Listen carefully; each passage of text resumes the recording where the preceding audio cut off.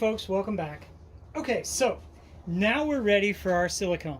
As I mentioned before, there's a couple of things that you want to do. First of all, I put a little parting fluid in there. This is a release agent. I'll shoot it quick before I do it, but I also did a quick spray shortly after I made the base for the mold in the last video. Next thing, obviously, you need your silicone system. This again is Silpack.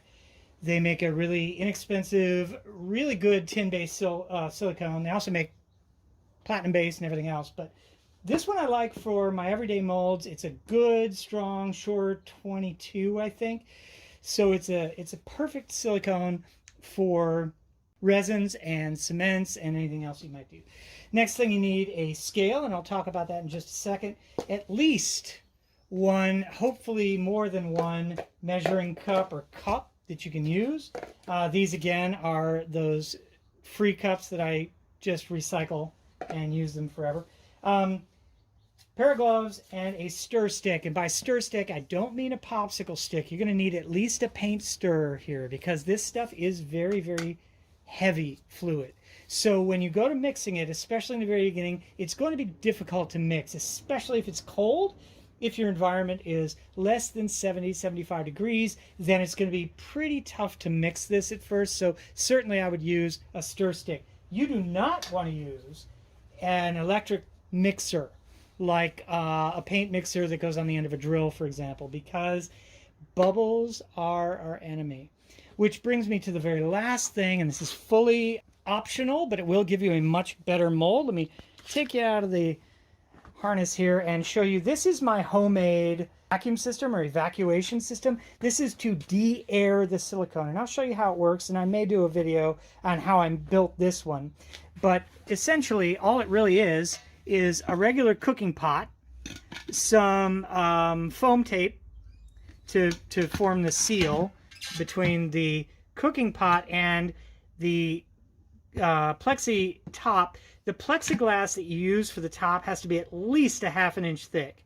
The reason for that is you'll see the flex of the plexiglass. When you pull a vacuum in this, it will de-air the silicone. That is, it'll force the silicone to boil. It'll boil out all the bubbles and virtually all the air in the silicone, giving you that glass smooth surface. Then I have just an air hose with a release valve, and then the only expensive part of this, I literally found this pot at the side of the road, I think, is the vacuum pump. This is a Harbor Freight old vacuum pump. I've had it for years. It works just fine. 2.5 CFM is plenty. And this will pull a vacuum out of this chamber and cause it to bubble. You need the chamber to be metal, preferably, with a thick plexi top. Now, could you use a piece of wood on top? You could. However, you cannot see what's going on the inside, which is important. Then I just drilled and tapped this hose here and some other pretty minor things. But it was a pretty easy build. But this will make your molds much more long-lasting, even if you use a relatively cheap silicone. So they kind of pay for themselves over time. Okay. Now let's get into actually making the mold. Quick note on the scale. This is a very inexpensive scale. I think I bought it for like $9 or something on Amazon. And it's just a kitchen scale, but I'll tell you this, for years I was using one of these. Now, some of the silicone products you can measure by volume, but for the most part, they're usually measured out by weight, especially if you get the industry standard ones. They're usually by weight unless it's kind of been commercialized, in which they'll put fillers into the catalyst, which will make it so you can do a 50-50. Those are generally much more expensive, so you know you're going to get that. Plus, those fillers aren't all that great for the mold, so it's actually better to use one of these base systems. This, I think I bought at a yard sale for about 25 cents. All it is a gram scale. It has a screw type adjuster on the back. It's just a spring with an adjuster, so you can tear it out. Tearing it means to make it bring it to 0. And then you would put your cup on it, tear it out. This one I usually used in the gram scale here. Another quick point about doing silicone is the old adage, keep it simple. The KISS adage, keep it simple, stupid.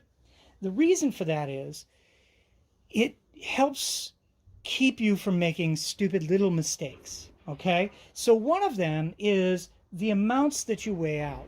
Generally speaking, I like to have nice even amounts, even if it adds to a little bit of waste. It's better to waste, I don't know, a couple grams of silicone than have all the silicone you just mixed not kick off. That means your original is stuck in this goopy mess that will never cure because you don't have enough catalyst or enough base. You need to do those in the proper amounts to get a good, solid, long-lasting silicone mold.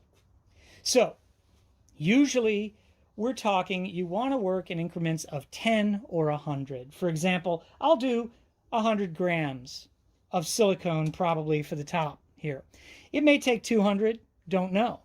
But I'll usually start out with the minimum amount, and then if that doesn't fill it up all the way, I can always mix more. And it reduces waste. So usually, and I'm pretty good at guesstimating the amounts I'll actually need. So to do that, the other thing is, especially if you're using an evacuation chamber like the one that I have over there, you want to use a cup that's going to hold a lot more, usually about 3 times the volume of the amount you're mixing, because when it foams up, it will bubble up and sometimes foam over, and you don't really want it to foam over. It's just a waste. So you want it to foam up to the top. There are ways to mediate that, especially if you have a valve on there. You can release the pressure and it'll come back down, and you can let the pressure go back up, and if you do that a few times usually, and it won't bubble over anymore. It'll bubble smaller and smaller. It'll foam up less and less. So the next thing we're going to do is measure out the base, measure out the proper amount of catalyst, and then mix it. And you want to mix it thoroughly. So I'm going to glove up, get ready to go, and that'll be our next step.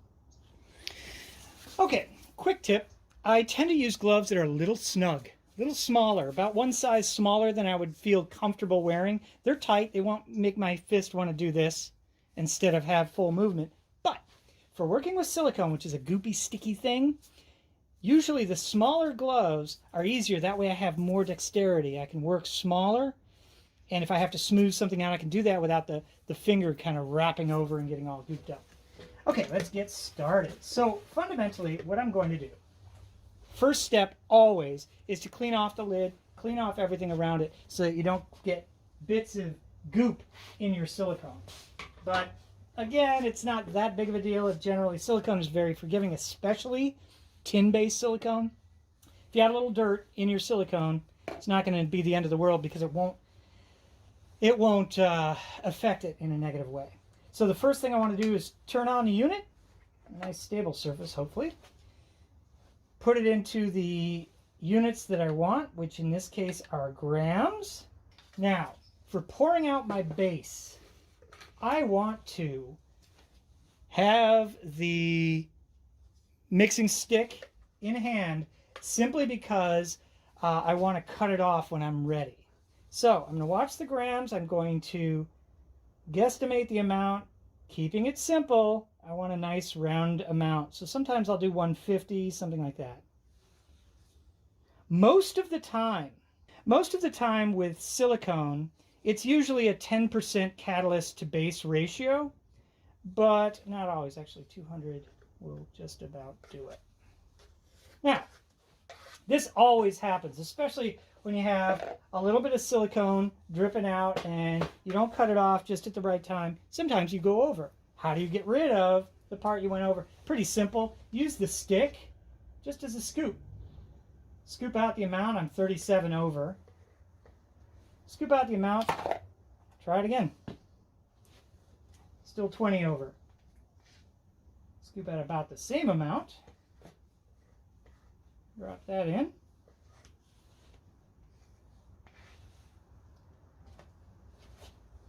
Boom. 198.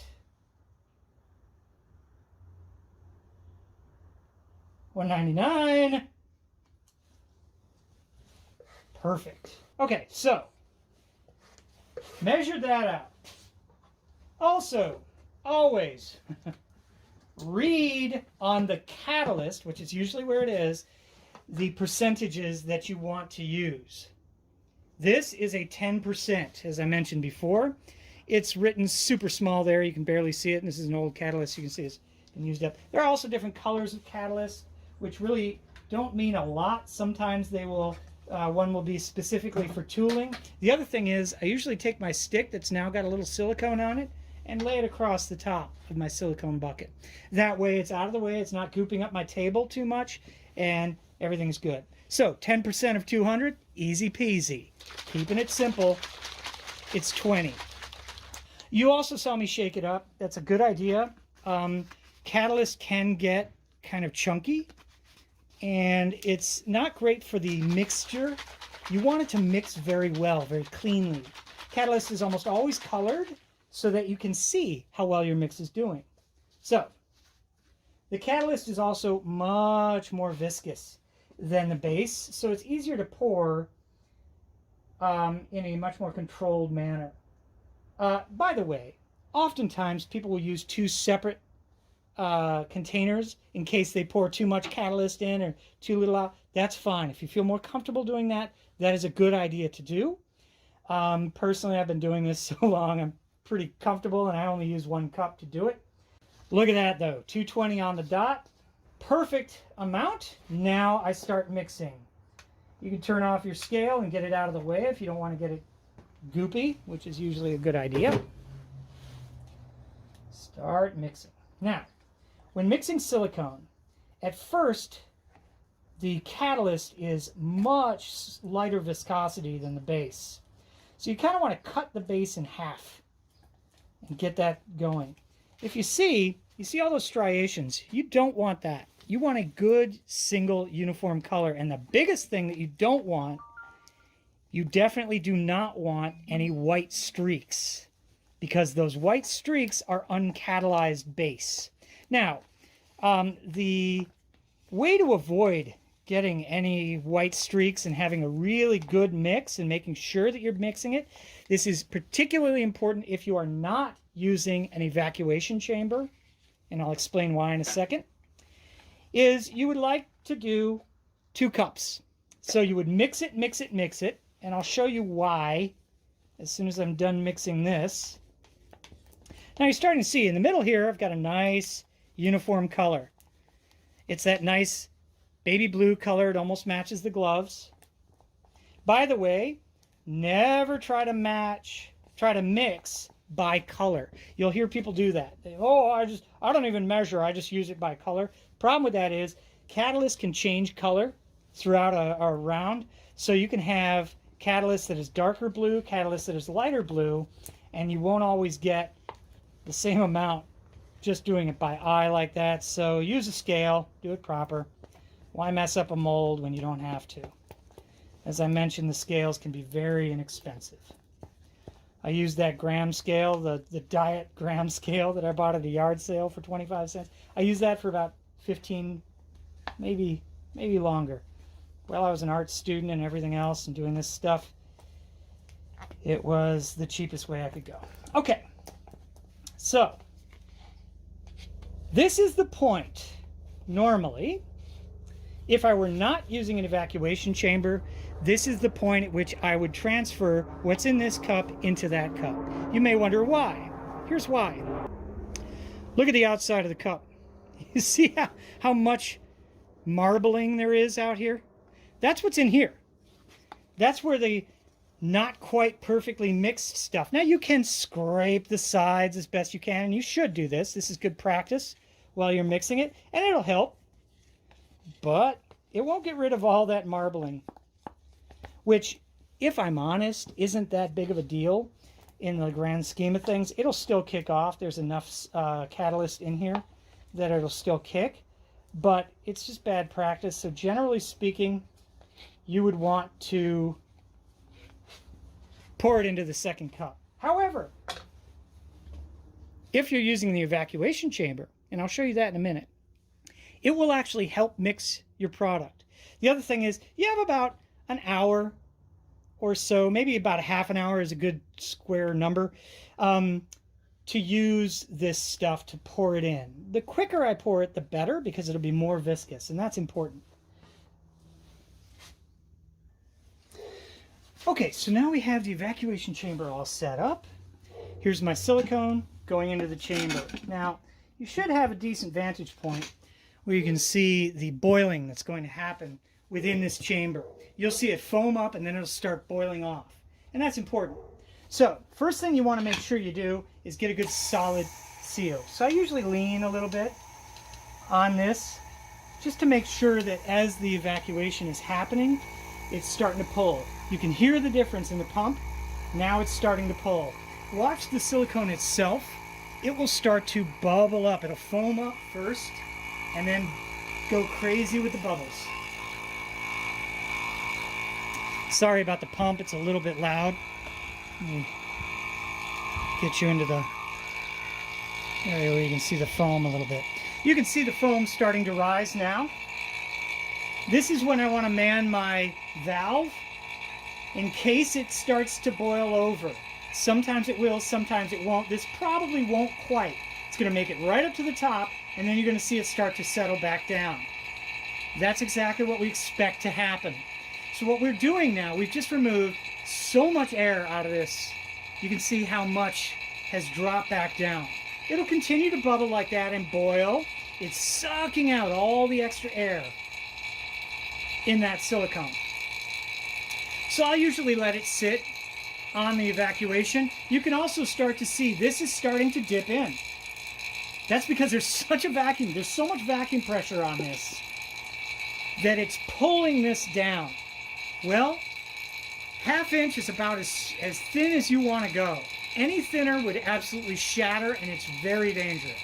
So a lot of people use 1 inch or larger. ½ inch is actually commercial grade products use ½ inch plexi. It also depends on the type of plexiglass you use.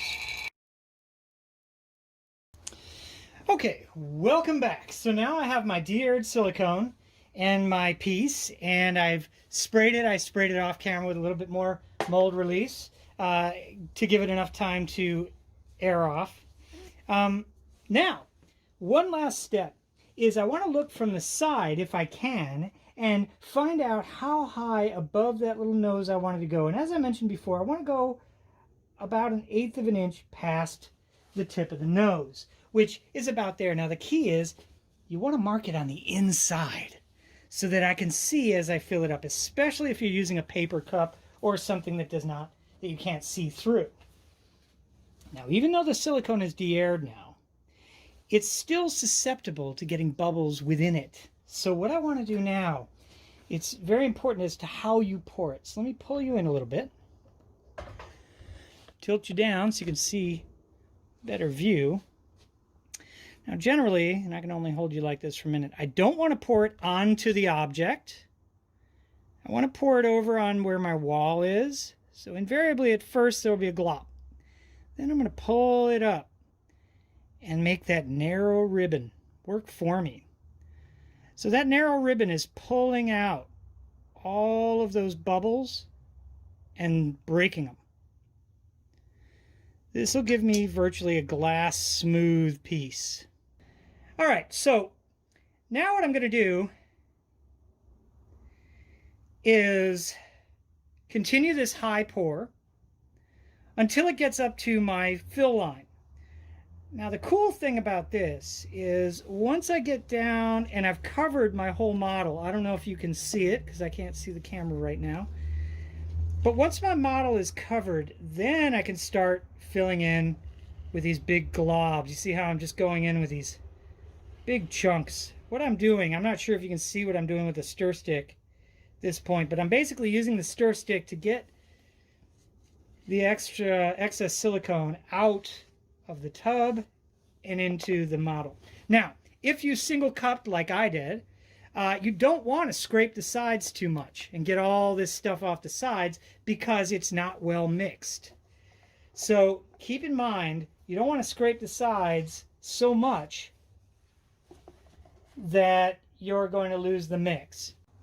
As you watch this mold, you're going to see a few little bubbles pop up. There's one right there. It's going to come up and just go bloop.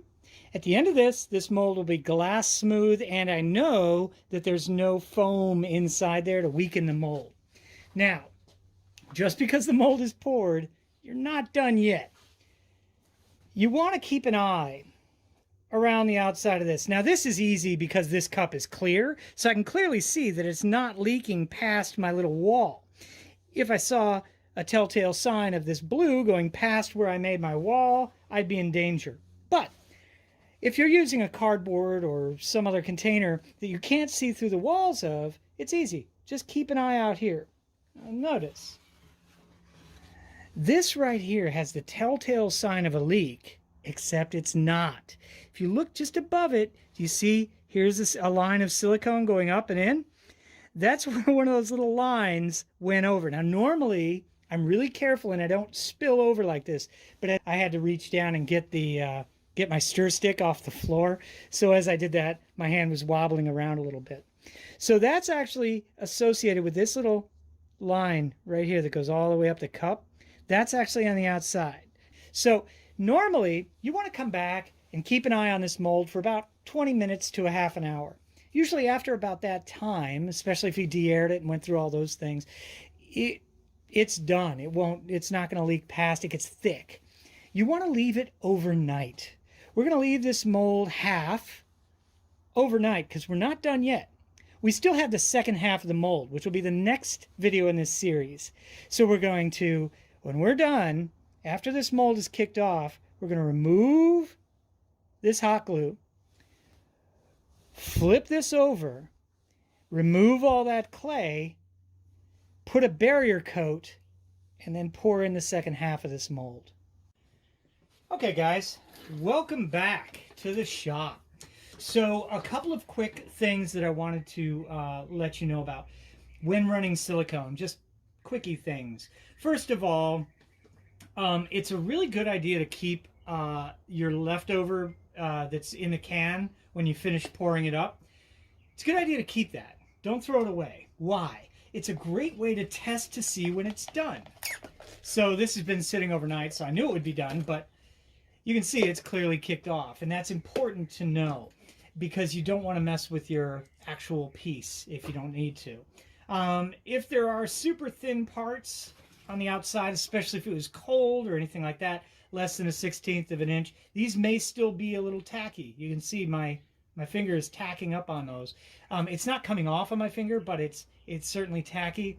Don't worry about that because silicone is a two-part chemical cure, which means that thin amounts don't necessarily kick off.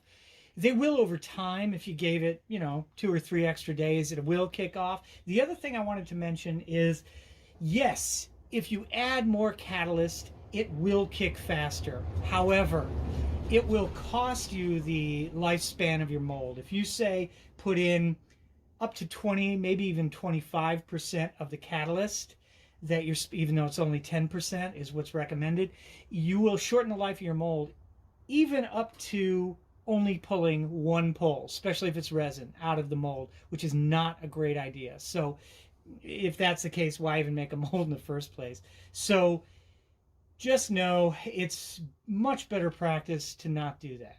Great, so now that we've dealt with all that, let's start getting to work pulling off this hot glue.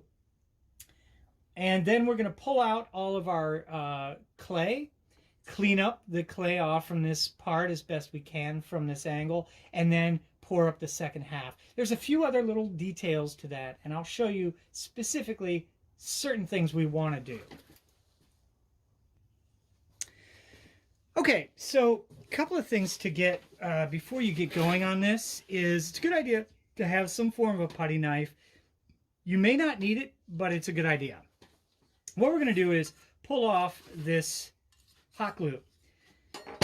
The secret ingredient is alcohol. Again, this is just our 70% rubbing alcohol that you buy at the dollar store. You want to kind of douse it, and I use these little squirt bottles that came with contact lenses, although I don't use contact lenses, and I haven't had one of these bottles. So this bottle is about 25 years old. Okay, so you let that soak for just a minute. What the alcohol does, it doesn't break down the hot glue, which is actually kind of handy. What it does is it makes it no longer stick. Did you see how quickly this went underneath it? Look at that. This is removing the hot glue from the melamine. Now, if you put it on something that has a little bit more of a tooth and wasn't quite as flat as the melamine, it may not pop off quite as easy, but it will pop off, I assure you. Look at that. No problem. And in fact, you could even go so far as to just peeling this off from the cup now, because the alcohol has done its job, and it will make this hot glue completely lose its stick, and it just peels off. The way it was wrapped around that rim, like I did before, is a kind of to key it in. Makes this a little bit more difficult than it could be, but look at that. Hot glue secret. Hot glue loses its stick when alcohol is involved. Another thing that nobody really seems to know, alcohol breaks down Sharpie too. See, if I wanted to erase all these Sharpie marks that I have on this melamine, I can use hot glue. I mean alcohol. All right, so that's done. So here's our piece. Now, ultimately, I will put another post onto the piece in the same spot where the original was, just for a pour spout, which I mentioned before. But now, what we're planning on doing is removing all this clay. That's the important part. All right? So basically, it's been a relatively chilly night. I'm doing this first thing in the morning, and it's still fairly cool. So you can see this clay is a lot less gooey and sticky than it was before. So it tends to peel off fairly easily. It's a good idea. If the clay is a little chilly, it'll peel off a lot easier. And I may need to get a little tool so I can get in there and kind of pull it out.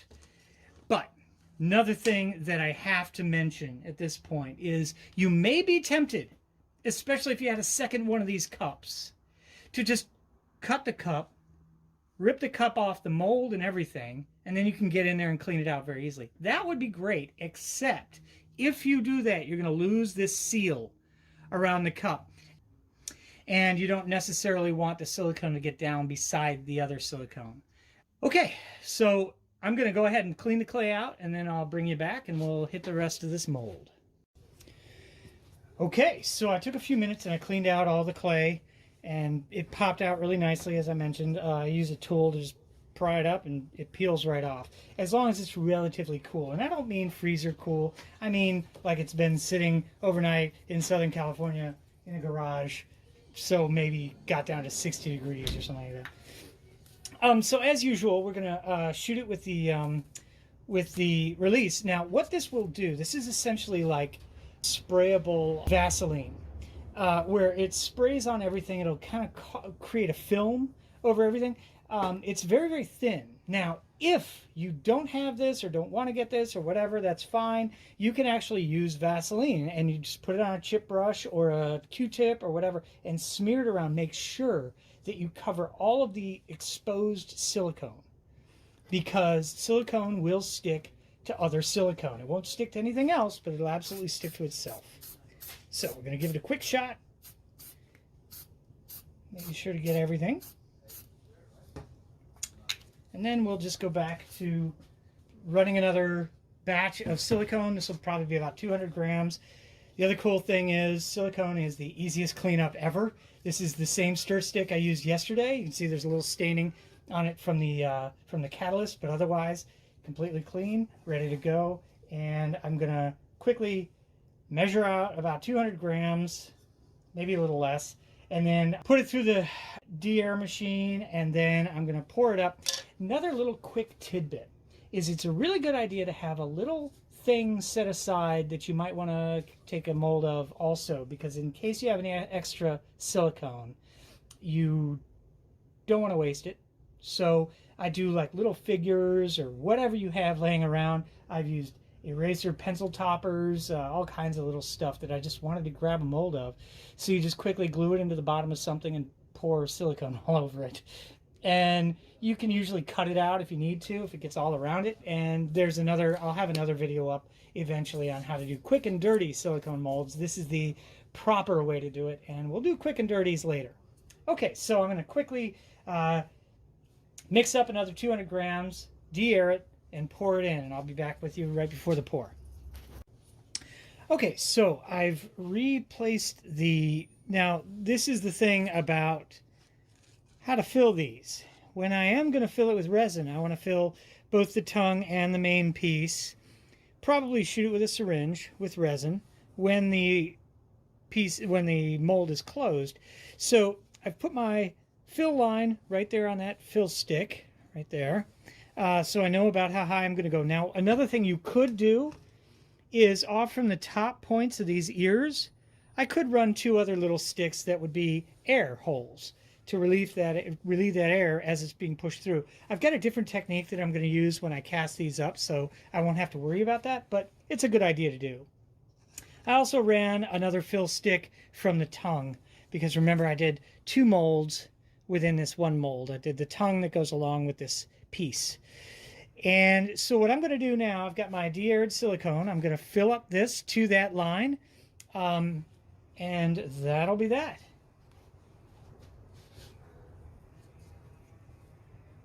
Pour it from a high point, and I want it to hit right over here at the side. Remember, before I did all this, I sprayed the entire model and, most importantly, the other silicone face with mold release. So now I'm just going to do a high pour, fill this up to the line.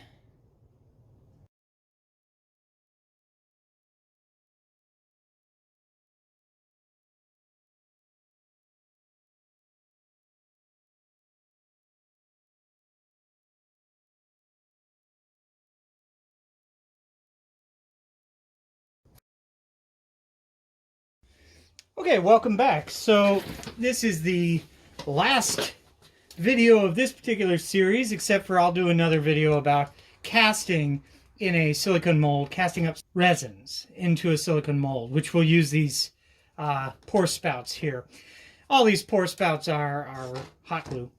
But as you can see, it came out perfect. Glass smooth like we want it.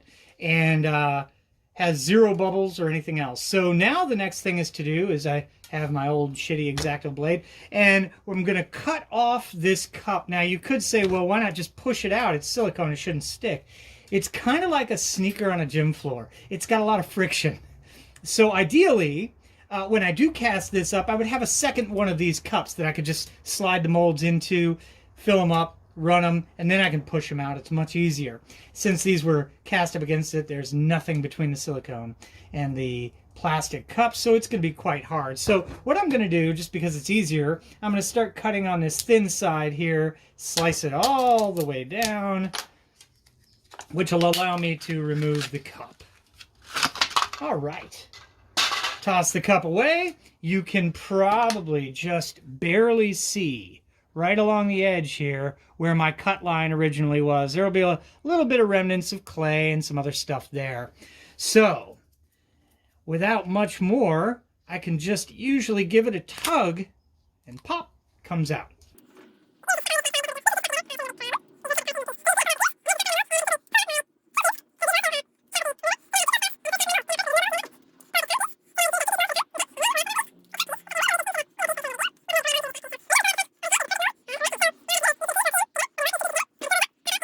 So there I've got my original, slide that back together. Here's my original piece. And I'll work and get the clay out of that and all that, sort of bring it back to the way it was before. And got my mold. So now I can cast up as many of these as I'd like. Thanks for watching. I appreciate it. Please like and subscribe, and if you like this kind of content or have any suggestions of things that you'd like to see, please mention them down in the comments, and thanks for your time.